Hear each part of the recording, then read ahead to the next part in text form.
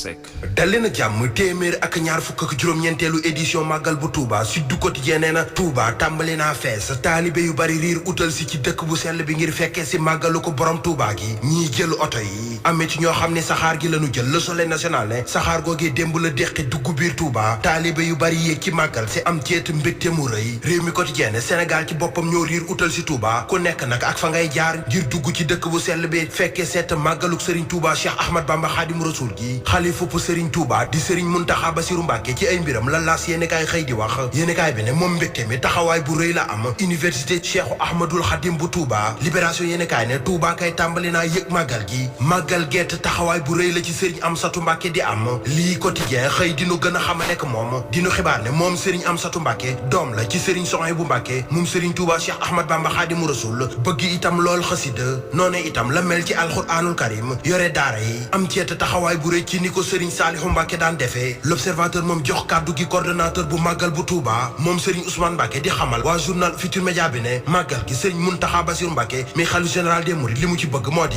ñu gën a takk laxasaay yi lépp luy salfaañi dëkk bi ñu moytu ko jëfee itam lépp lu méngoo ko l'islam ak na mu taxawee ndigal loolee nag la jàpp ne jëfee ko rek mooy li war Vox Populi ne ndigal daal jëfee te itam ku fi def leneen di nga gis leneen général Moussa Fall moo ko wax ci biir yéenekaay bi njiitul gendarmerie di fa xamle ne biir na ko ni màggalu Touba gi mbindeef mënu ko saboté waaye nag ñi koy jéem lay waxal ak di leen artu ni képp ku ko def dootoo ko dolli Le Soleil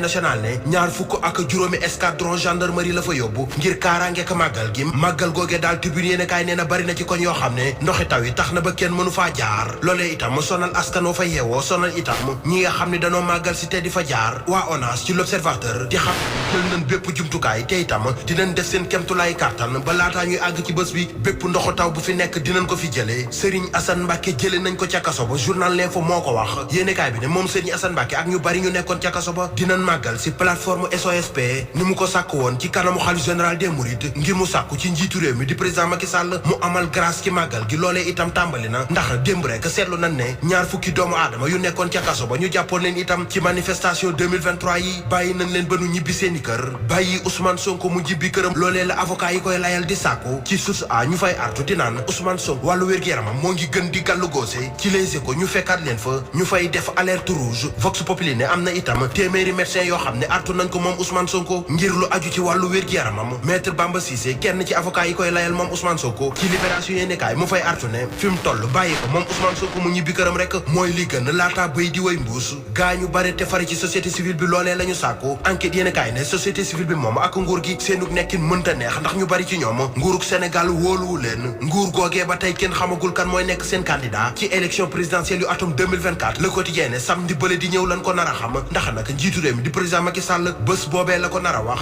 nar caa def itam remaniement Aliou Cissé mi tàggat gaynde équipe nationale bu Sénégal def na remaniement stade di yéenekaay ne Sénégal ak Algérie lay doon démb ci la Aliou Cissé fësale ab liste boo xam ne gis nañ ca mu woolu Lamine Camara ba noppi zappé Nampalys Mendy Record yéenekaay yokku ca ne Niakhaté Ndiaye itam dikk na Alfred Gomis moom toog ci suufu bâtiment ci réewum Sénégal wóoratul Libération yéenekaay ne bâtiment bi mujjee daanu ca Tëngéej ci kawi ouvrier taxoon ba juróom ci ñoom daal di ca ñàkk seen bakkan journal bi ne wéyal nañu enquête ba fi mu toll takk derrière teg nañ loxo directeur général société ba sàll woon liggéey ba ak képp kum ca àndaloon